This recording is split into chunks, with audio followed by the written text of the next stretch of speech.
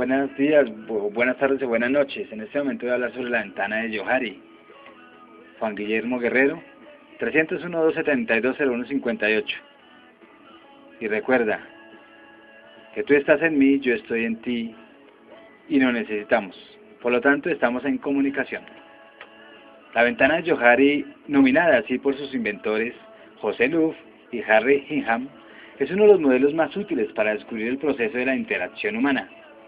4 paneles o ventanas, como se ve en la ilustración, dividen el conocimiento personal en 4 tipos, como representado por sus 4 cuadrantes: abierto, el primero; ocultado, segundo; persianas, el tercero; y el cuarto, desconocido.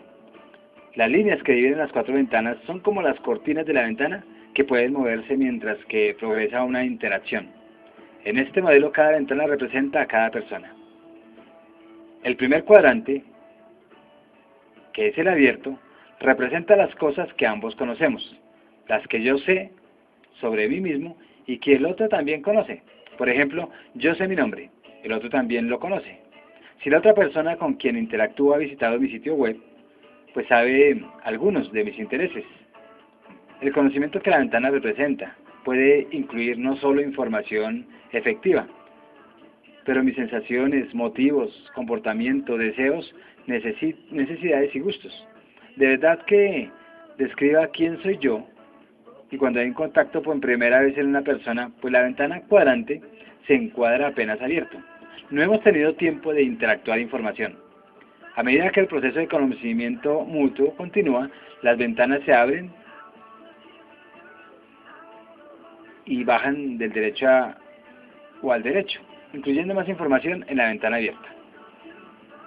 El segundo cuadrante, que es el ciego, o no percatarse de, representa las cosas que mi interlocutor sabe o cree saber sobre mí, pero de las cuales yo soy inconsciente. Por ejemplo, podríamos comer en un restaurante y pude salpicarme un poco de alimento en mi cara. Esta información está en mi cuadrante oculto porque puedo verlo, o más bien porque puede verlo mi interlocutor, pero yo no. No me he dado cuenta de ello. Si me dice que tengo algo en mi cara, la cortina de la ventana se mueve al derecho, agrandando información al área del cuadrante abierto. Se puede tener desconocimiento con respecto a situaciones más complejas.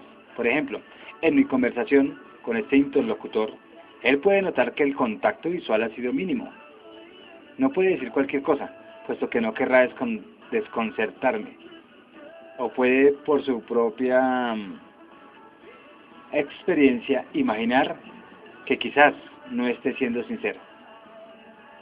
¿Cómo puedo revertir el proceso para no afectar el nivel de confianza que debe existir?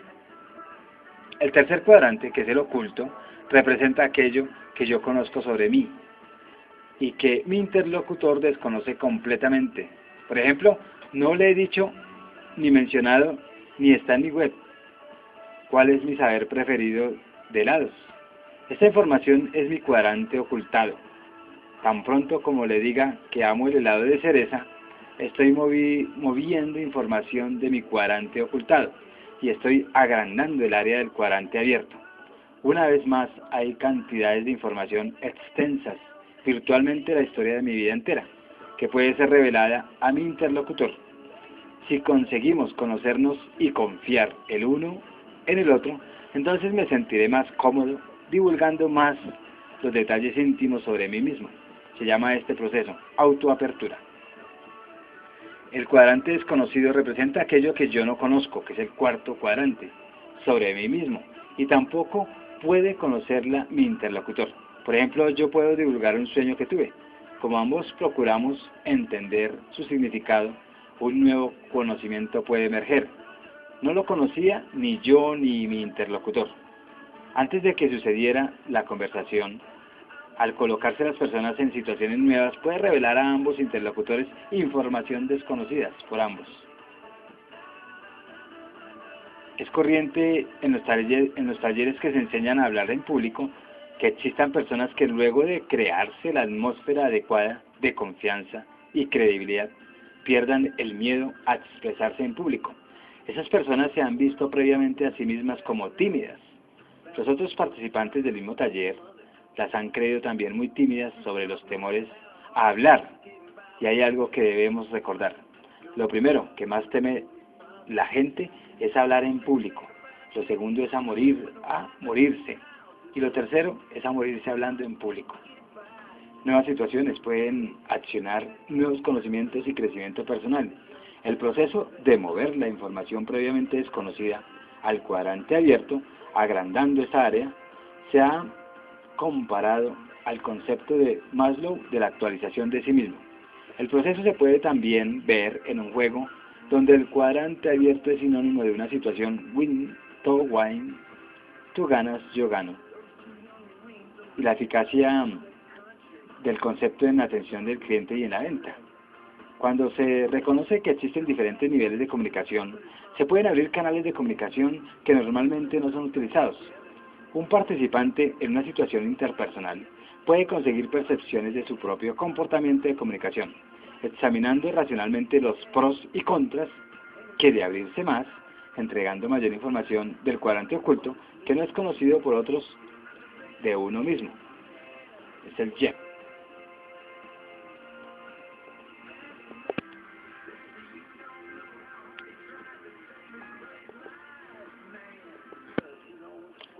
Podemos seguir hablando de la ventana de Johari, que es una herramienta de psicología cognitiva creada por los psicólogos Joseph Luft y Harry Hingham. Las primeras letras de cuyos nombres conforman la palabra Johari, para ilustrar los procesos de interacción humana. Este modelo se utiliza generalmente en grupos de autoayuda y en ejercicios corporativos de dinámicas de grupo como en forma de heurística. Este modelo de análisis ilustra el proceso de comunicación y analiza la dinámica de las relaciones personales. Este modelo intenta explicar el flujo de información desde dos puntos de vista: la exposición y la realimentación, la cual ilustra la existencia de dos fuentes, los otros y el yo. Esta teoría se articula mediante el concepto de espacio interpersonal, que está dividida en 4 áreas, cuadrantes definidas por la información que se transmite. Estos 4 cuadrantes son el abierto, primero, el segundo el oculto, el tercero el ciego y el cuarto el desconocido. Al realizar el ejercicio, el sujeto se le da una lista de 55 adjetivos y este debe elegir 5 o 6 que éste considera que cree que describen su propia personalidad. Los otros participantes también eligen 5 o 6 adjetivos de la misma lista para describir al sujeto. Luego, estos adjetivos son colocados en un cuadrante. Charles Handy llama a este concepto la casa de 4 habitaciones de Johari. La primera habitación es la parte de nosotros mismos que los demás también ven. La número 2, lo que los otros perciben pero nosotros no. La tercera es la parte más misteriosa del subconsciente o del inconsciente, que ni el sujeto ni su entorno logran percibir. Y la última habitación es el espacio personal privado. El significado de los cuadrantes. El área abierta incluye todo lo que conocemos de nosotros mismos y lo que los demás conocen de nosotros cada cual. Las cosas que son evidentes, sexo, raza, cualidad, externas, formas de realizar las actividades cotidianas. Todo aquello que comunicamos sin dificultad a los demás, sentimientos, ideas, opiniones, gustos. El cuadrante abierto es el único claro y libre. En ella se encuentran las experiencias y los datos conocidos por la propia persona y por quienes la rodean.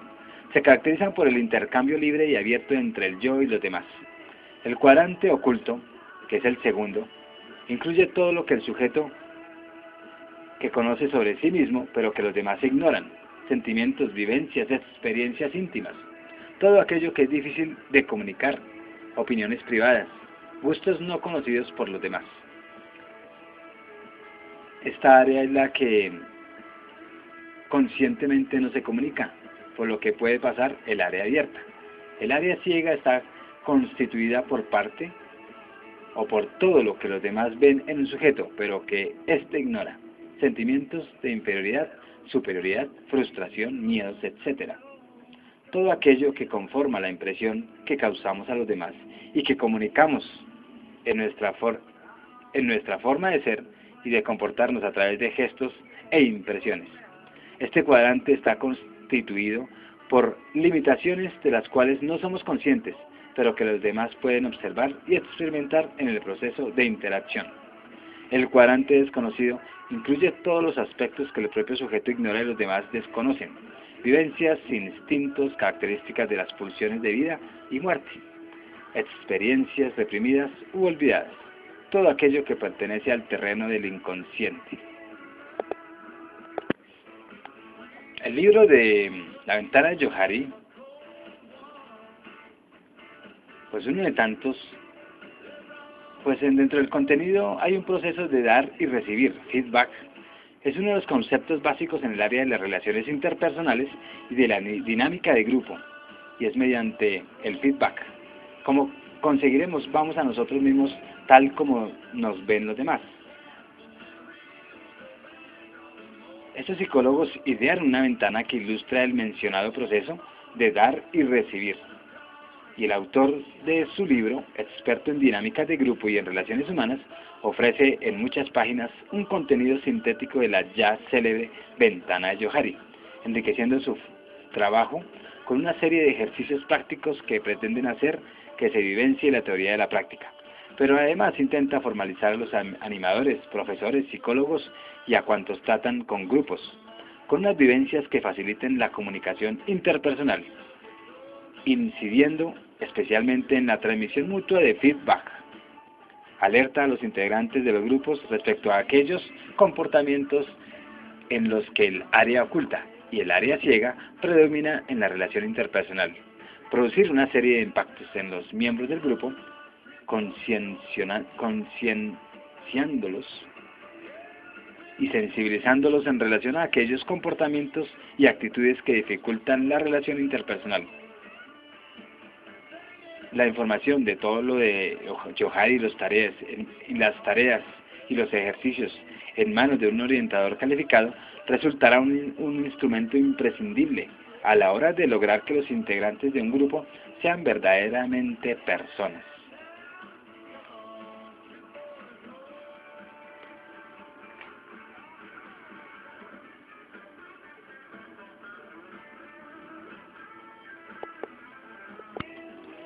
En la ventana de Johari y en un ejercicio pues hay un objetivo, que es ofrecer una herramienta que facilite el autoconocimiento y la reflexión sobre sí mismo, así como la interacción, comunicación y retroalimentación con los demás. Esas actividades pueden durar unos 30 minutos. Y la preparación del lugar pues simplemente unas sillas puestas en semicírculo de manera que se logre una buena vista a un rotafolio. Requerimientos y preparación de materiales.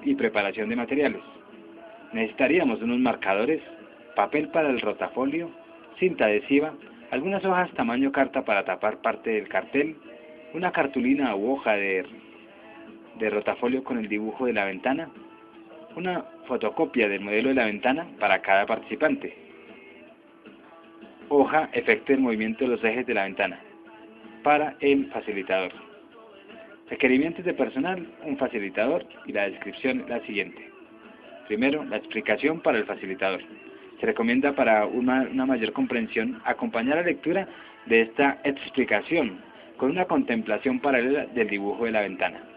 La ventana de Johari es una matriz de autoconocimiento y de comunicación cuyas áreas son resultado de combinaciones entre 4 variables principales. Las 2 primeras e invariables, el yo y los otros, y distintas intensidades de un continuo cuyos extremos son el saber y el no saber. Se logra un sinnúmero de combinaciones por la flexibilidad de los 2 ejes de la ventana, el vertical y el horizontal, que permiten crear áreas de diferentes formas y tamaños.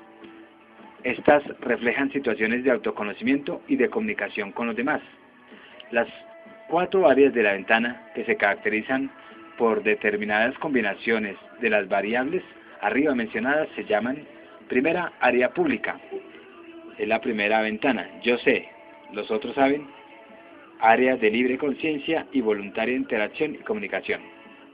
La segunda ventana, que es el área ciega, yo no sé, pero los otros saben, área eventual mente incluida, pero no completamente consciente y que es involuntariamente compartida con los demás. La tercera área, que es la secreta, yo sé y los otros no saben, que es el área consciente cerrada a los demás. Y la cuarta área, la área subconsciente, yo no sé y los otros no la saben. Área desconocida, no percibida por uno mismo y los demás. La conformación y estructura básica de la ventana depende de cada individuo, de sus características y de sus actitudes frente a la vida. Partiendo de esta estructura básica, la ventana de cada uno experimenta permanentemente transformaciones que dependen de factores como por ejemplo el ánimo de la persona, la situación de confianza en la cual se encuentra, situaciones jerárquicas en el trabajo, familia, amistades, conocidos, etc. Y también de los objetivos que está persiguiendo. Sobre todo, este último punto indica que no se trata de un nuevo instrumento analítico y pasivo en un sentido de explicar solamente situaciones dadas, sino la información observada en la ventana se puede utilizar como punto de partida para mejorar en forma activa y consciente sus propios canales de comunicación. Ello significa, ante todo, entender que la posición de los ejes es, en cierta medida y en el tiempo, influenciable por nuestra propia voluntad, puesto que se trata a menudo de actitudes personales adquiridas y adaptadas frente a determinadas situaciones. Es decir, mientras la ventana es, en un primer momento, espejo consciente de una situación de comunicación, ella permite, en un segundo paso, revisar y cuestionar su conformación para entonces tomar medidas para activar ciertas áreas. Además, la interdependencia de las áreas entre sí conlleva a que el consciente, cambio, en una de ellas produce efectos en las otras. El área más fácilmente accesible y modificable para nosotros es el área pública. Esta área se puede comparar con un tubo de comunicación a través del cual mandamos y recibimos información. Somos nosotros los que determinamos con nuestra actitud frente al mundo el diámetro del tubo. Aquí un ejemplo de la mecánica activa de la ventana partiendo del área pública. Una persona con actitudes abiertas, transparentes y honestas, diámetro grande, entrega mucha información a su entorno y va generando en las otras personas un mayor nivel de confianza que se transformará, como en un tipo de reacción, en una mayor apertura del área pública en su o sus interlocutores o interlocutor, devolviéndole un mayor flujo de información. Esta apertura puede implicar una reducción automática del área secreta y sobre todo del área ciega, puesto que el entorno va entregando también información del tipo de retroalimentación que permite como consecuencia un mayor autoconocimiento de la persona. La reducción del área ciega, equivalente a un mayor nivel de autoconciencia, puede resultar en una disminución o por lo menos en un mantenimiento del área subconsciente. Aquí un ejemplo concreto dentro de la mecánica de la ventana.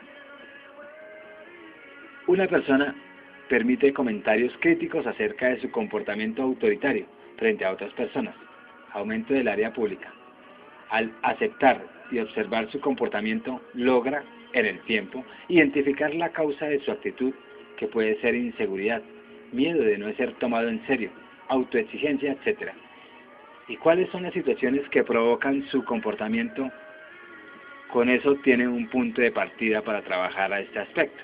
Es decir, se hace más consciente de ciertas actitudes frente a personas, situaciones o cosas antes no recibidas.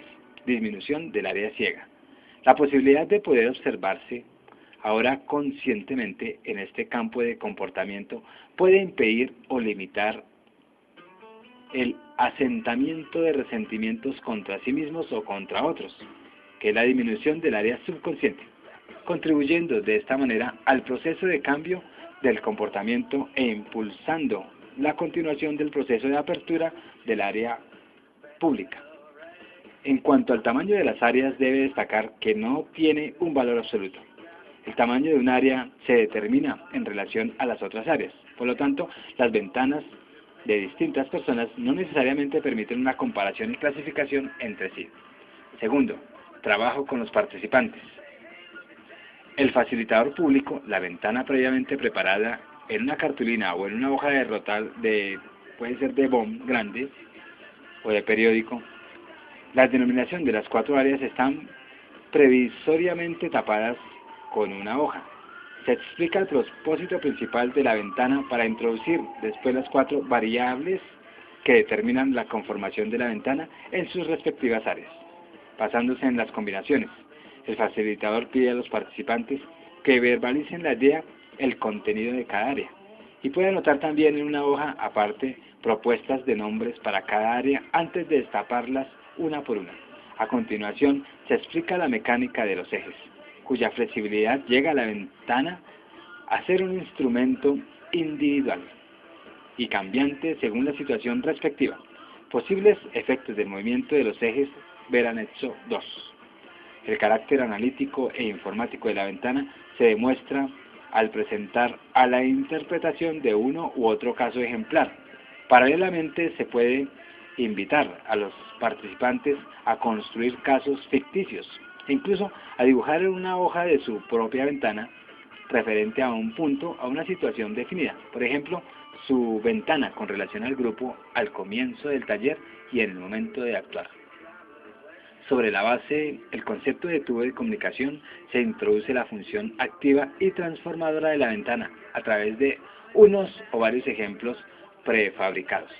También en esta parte existe la posibilidad de que los participantes desarrollen conjuntamente un caso de aplicación activa, o que en un tipo de ejercicio más bien individual y concreto se les dé una tarea de observación y descripción de su ventana en algún instante a lo largo del día. Procedimiento. Al no tratarse de un ejercicio en el sentido propio, la introducción y explicación de la ventana junto con la presentación y elaboración de ejemplos ya integra el procesamiento. Sin embargo, se puede proyectar una instancia posterior en el taller en la cual se retoma el instrumento, por ejemplo en la evaluación, y se comparte la experiencia con él. Advertencia. A primera vista, la ventana en sí y su instrucción como instrumento parece ser tarea fácil. Sin embargo, el valor del instrumento aumenta con la habilidad de su presentación y su manejo, por la cual se aconseja al facilitador tomarlo bien en serio y jugar intensamente con la mecánica. Por su alto grado de abstracción, es indispensable tener preparado buenos ejemplos, inclusive acontecimientos en el taller mismo, que ayuda y aterriza el concepto y demuestra un valor operacional. Nos abstraemos a proveer posibles ejemplos cuya elaboración consideramos parte del proceso de comprensión para el propio facilitador. Entonces, el anexo 1 que podemos imaginarnos que puede ser los otros, donde saben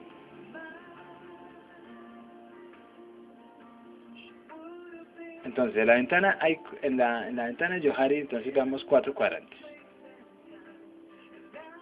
Los otros que saben y abren mi área pública y saben algo de mí. Los que no saben, hay otra ventana que es lo que no saben de mí. Los otros no saben de mí, que es el área secreta y es el área subconsciente. Eso es lo mío, en los otros y yo. Y lo que yo sé y otros no saben.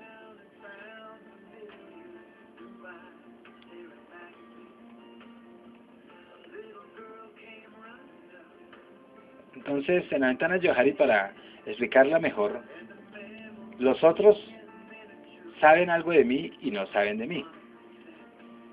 El yo, entonces, lo que yo sé de mí y no sé de mí. Dentro del yo, entonces, hay un cuadrante de área pública, que es la información que todo el mundo sabe de mí y aún yo la sé. La área ciega, que son esas cosas que yo no doy a todos, pero yo sí sé una información. En el área ciega los otros saben cosas de mí que yo quizá no perciba. La área secreta, que es lo que yo solo sé, pero no saben todos. Y la área subconsciente, lo que ellos no saben ni yo sé de mí. Y se va descubriendo la medida de un ejercicio.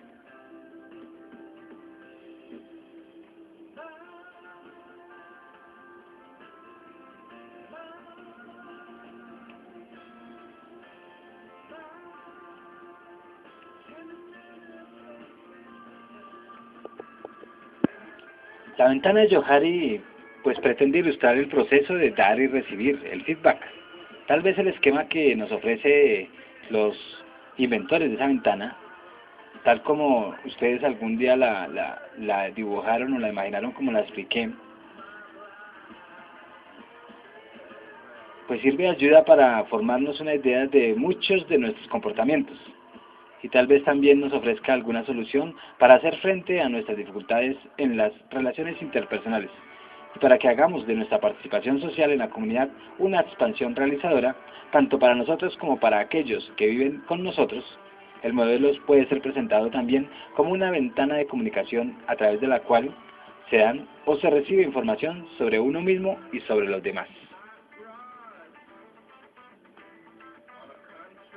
Entonces la ventana la podemos partir también en 4 partes. La primera ventana, el área libre; la segunda ventana, área ciega; la tercera ventana, esas dos primeras, área libre y área ciega, es el conocido por los demás cuando vamos a hacer un feedback. Las dos ventanas de abajo, que es el área oculta y el área desconocida, no conocida por los demás. Si tomamos las 4 áreas y cuadrantes en sentido vertical, o columnas, o en sentido horizontal, que son franjas, las 2 columnas representan el yo, y las 2 franjas representan el grupo. La primera columna contiene lo que yo sé respecto de mí, la segunda lo que desconozco respecto de mí. La franja superior contiene lo que los demás, el equipo o grupo que trabaja en equipo, saben respecto de mí. La franja inferior contiene lo que los demás, el equipo, desconocen respecto de mí. Las informaciones contenidas en dichas franjas y columnas no son estáticas, sino que se desplazan de un cuadrante a otro. En la medida en que varían dentro del grupo el grado de confianza recíproca y el intercambio de feedback. Como resultado de dicho movimiento, el tamaño y el formato de los respectivos cuadrantes experimentan otras tantas modificaciones en el interior de la ventana. Primero, el área libre. El primer cuadrante de espacio superior izquierdo es el único y claro libre. En él se encuentran las experiencias y los datos conocidos por la propia persona y por quienes la rodean. Es un área que se caracteriza por el intercambio libre y abierto de información entre el yo y los demás. En ella el comportamiento es público y accesible a todos. Por ejemplo, nuestro modo de trabajar en cualquier actividad que desempeñamos, nuestra manera habitual de comportarnos, etc. El área libre aumenta el tamaño de la medida en que se cree el nivel de confianza entre los participantes o entre el participante y su grupo, y también en la medida en que se comportan más informaciones, especialmente si se trata de informaciones importantes de carácter personal. La segunda área, que es la ciega, en la parte superior derecha hay una zona desconocida, área ciega, que continúa o que contiene una información respecto de nuestro yo, que nosotros ignoramos, pero que son conocidas por los demás. Es lo que nosotros o nuestros amigos saben de nosotros, más que lo que nos dicen. Al comenzar nuestra participación en un grupo que trabaja en equipo, comunicamos todo tipo de información de los que no somos conscientes, pero que son observadas por las restantes personas del grupo. Por ejemplo, nuestra manera de actuar, nuestro modo de hablar, nuestro estilo de relacionarnos, etc. La tercera área, que es la oculta o privada, el espacio inferior izquierdo, es decir, el área oculta por los demás, contiene información que uno mismo sabe respecto de sí, pero no son desconocidas por el grupo. Es en este área donde se encuentra gran parte de lo que conocemos de nosotros mismos y que ocultamos a los demás. Tenemos miedo de que, si el grupo llegara a saber nuestros sentimientos, percepciones, opiniones respecto del propio grupo que trabaja en equipo, o de los integrantes, o respecto de nosotros mismos, tal vez el grupo podría rechazarnos, atacarnos o ejercer respecto a nosotros algún tipo de acción. Consiguientemente, no revelamos tales informaciones. Muchas veces, una de las posibles razones por las que mantenemos el secreto es porque no encontramos elementos de apoyo en el grupo, que trabaja en equipo. Suponemos que si revelamos nuestros sentimientos, pensamientos y reacciones, los integrantes del grupo podrían juzgarnos de manera negativa. Sin embargo, a menos que revelemos algo sobre nosotros y verifiquemos si es cierta nuestra suposición, no tendríamos posibilidad de saber cómo van a reaccionar realmente los integrantes del grupo. Es decir, que si no asumimos ciertos riesgos, jamás sabremos nada acerca de la realidad o la irrealidad de nuestras suposiciones. Por otra parte, también tratamos de mantener el secreto cuando nos motiva el deseo de controlar o manipular a los demás. La cuarta área, que es la desconocida, el cuadrante, la parte inferior derecha, representa aquellos factores de nuestra personalidad, de los que no somos conscientes y que también son desconocidos para las personas que se relacionan con nosotros. Es el área de nuestras motivaciones inconscientes, área que representa nuestro aspecto desconocido o inexplorado. Y se puede incluir cosas como la dinámica interpersonal, acontecimientos de nuestra primera infancia, potencialidades latentes y recursos aún por descubrir. Lo que la ventana de Johari trata de explicar es cómo deben procurar tolerarse mutuamente estas diferencias en las distintas áreas de nuestra personalidad, con el fin de mejorar las relaciones interpersonales a través del conocimiento de uno mismo y de los demás. E intenta explicar de manera siguiente. El entrecruce de las líneas muestra cuál es la situación al comenzar el proceso de relación, en orden a ampliar el área libre, la cual, a medida que se va ampliando gracias a una mayor comunicación, hace que se reduzcan las restantes áreas. Y lo ideal es que la mencionada área libre vaya precisamente ampliando su radio de acción, de forma que se reduzca al mismo o al mínimo el área desconocida, tanto de las demás como de nosotros mismos. Como primero podemos decir los principios para la obtención del feedback. Al iniciar nuestra participación en un grupo, comunicamos todo tipo de informaciones de los que no somos conscientes, pero que son captadas por las otras personas. Tales informaciones pueden reflejar la forma de expresión de nuestra manera de ser, de nuestro modo de hablar o del estilo de adaptación en nuestra relación con los demás. Dado que el segundo cuadrante de la ventana de Johari contiene información que los integrantes del grupo conocen respecto de nosotros, pero de los que nosotros no somos conscientes, el único medio de aumentar nuestra conciencia de tales informaciones consistirá en obtener feedback del grupo.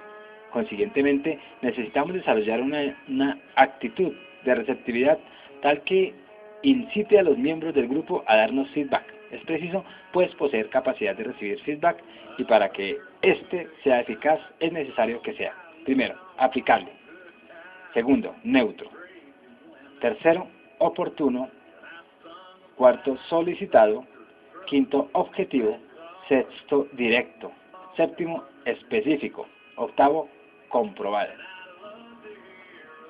Entonces vamos a explicar una de cada una. El aplicable, primero, que vaya dirigido a un comportamiento susceptible de ser modificado mediante el reconocimiento del punto en que se produce el fallo y mediante el esfuerzo personal tendiente a conseguir y a corregir la desviación. Por ejemplo, no me gusta tu manera de hablar. Es un feedback inútil que no beneficia en absoluto la comunicación, dado que la información que contiene no es aplicable por el receptor. No contiene referencias para evaluar el comportamiento defectuoso. Cuando señalamos alguna limitación sobre lo que la persona no posee control alguno, solo conseguimos aumentar su frustración. Si por el contrario decimos estás hablando o tienes la costumbre de hablar demasiado alto y resulta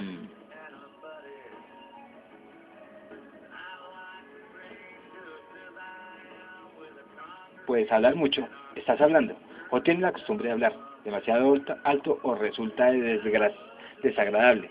Entonces el mensaje se contiene unos datos concretos que pueden ser examinados por el receptor, con la cual estará en condición de aplicar el feedback. Segundo, el neutro. El feedback ha de ser más descriptivo que valorativo. Este criterio es contrario a dos características muy comunes y que por lo general agravan el problema de la relación y del propio feedback. La primera de ellas es el tono de censura, reprobación o valoración negativa y personalizada que el feedback comporta en ocasiones. Tienes manía de hablar con afectación, feedback valorativo personalizado. Esta parte del documento es el tanto rebuscada. Hay que buscar un lenguaje más directo. Feedback valorativo neutro, es decir, no personalizado. Evitando el uso del lenguaje valorativo, se reduce la necesidad de que la otra persona reaccione de manera defectiva, o defensiva más bien. La otra característica contraria a la neutralidad es lo que podríamos llamar interpretaciones o interpretacionitis. En este caso, en lugar de limitarse a registrar el hecho, el comunicador se empeña en anticipar sus posibles causas y ha llegado tarde. Seguro que has sido porque feedback interpretativo.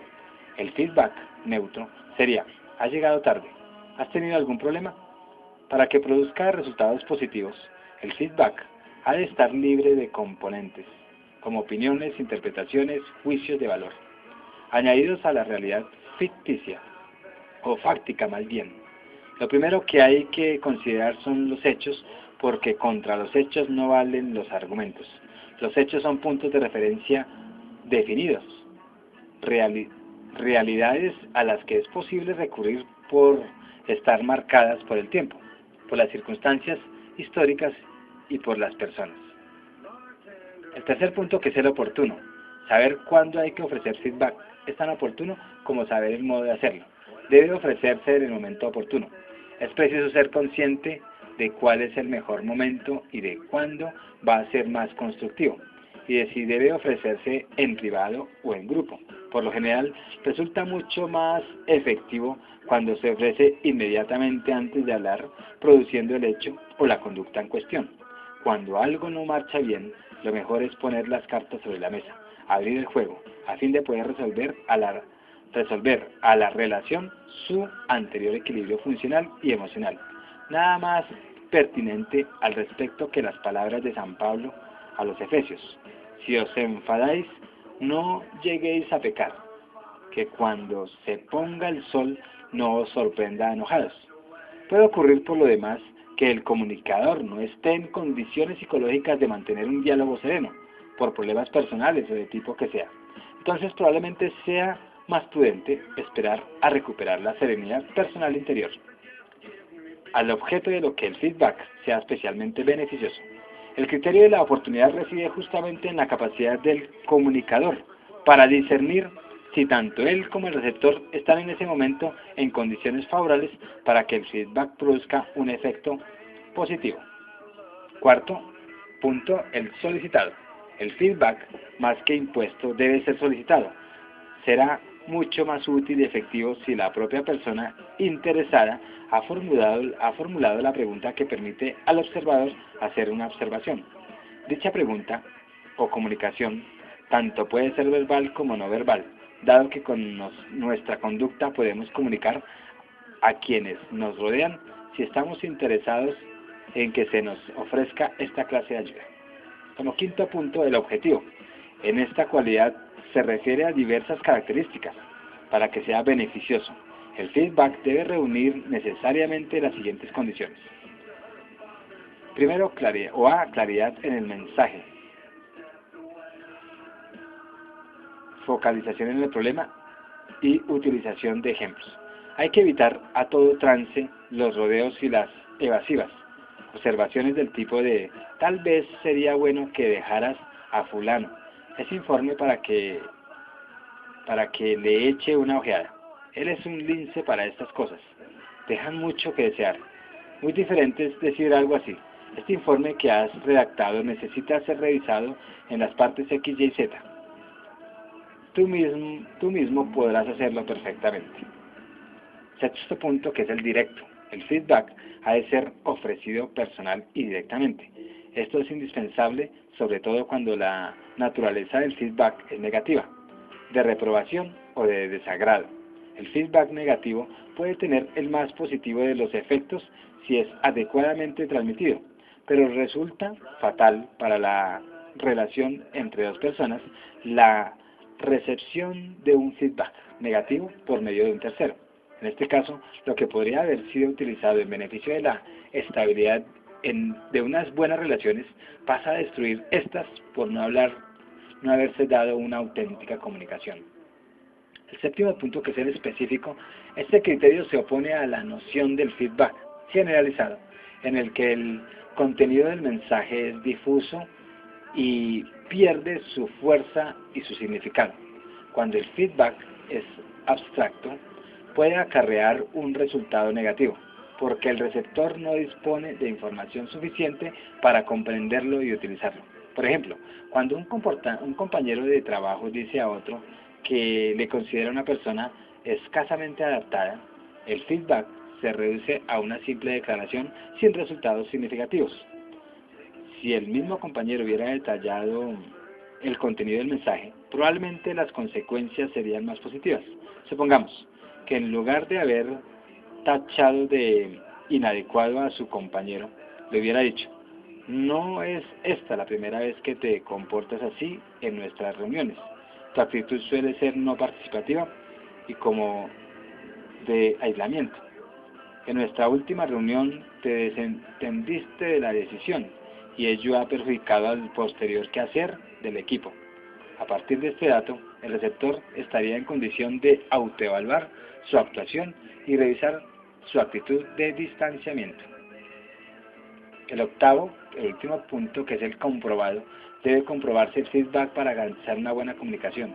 Una forma de hacerlo consiste en pedir a la persona que reciba nuestras reacciones que repita con sus propias palabras lo que le hemos comunicado, comprobando de este modo que el mensaje ha sido recibido.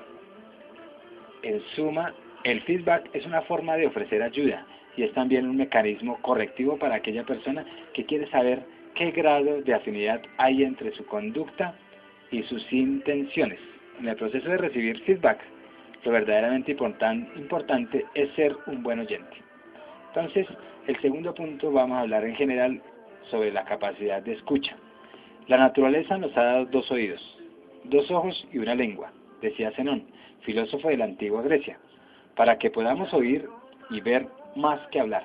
Y un filósofo chino hace la siguiente observación: el buen oyente cosecha, mientras que el que habla siembra. Sea como sea, hasta hace muy poco tiempo se prestaba escasa atención a la capacidad de escucha.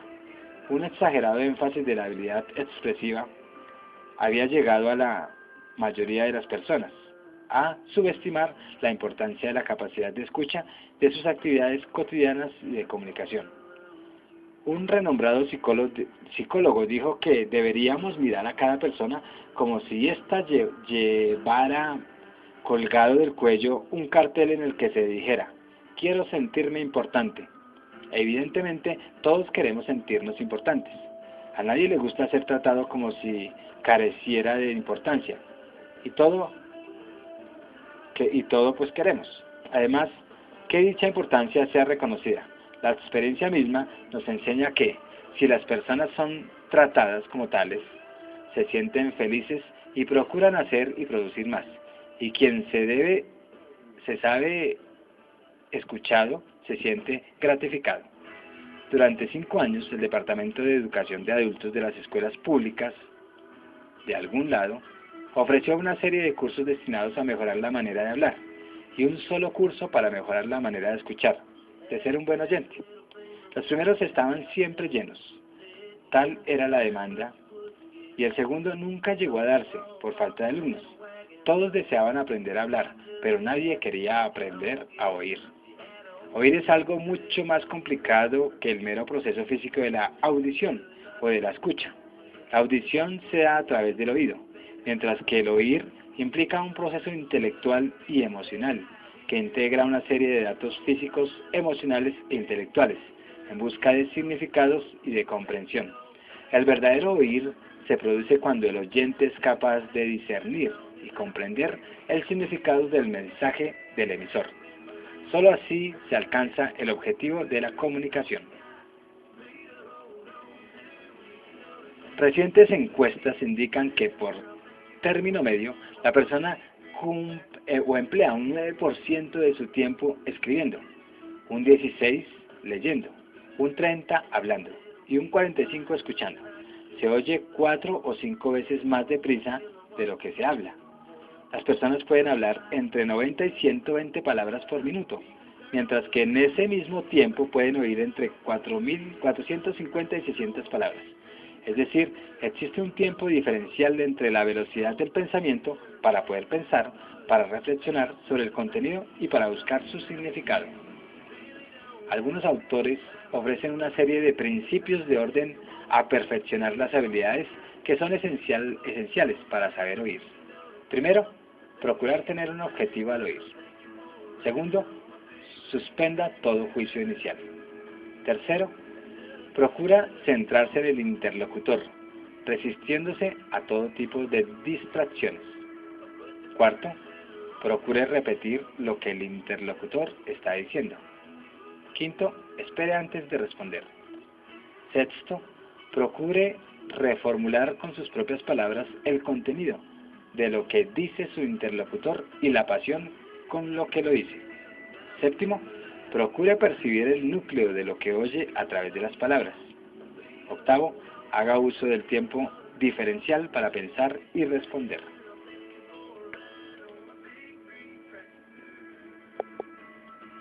Ya terminando esta charla sobre la ventana de Johari y unas guías que pues en algún taller los vamos a utilizar oportunamente, me despido con un agrado extraordinario de saber que esto ha servido no solamente para mí, sino para todos ustedes.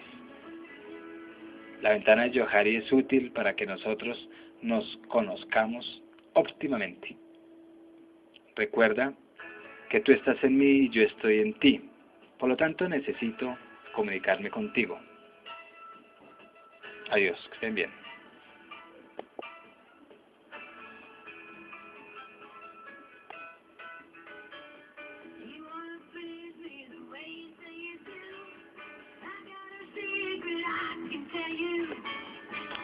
Love is not a game you play. I need a real thing every day. Yeah. You got to treat me like a lady. Hold me like a baby. Touch me something deeper. And I like to feel the middle. Treat me like a lady. Love is not a maybe.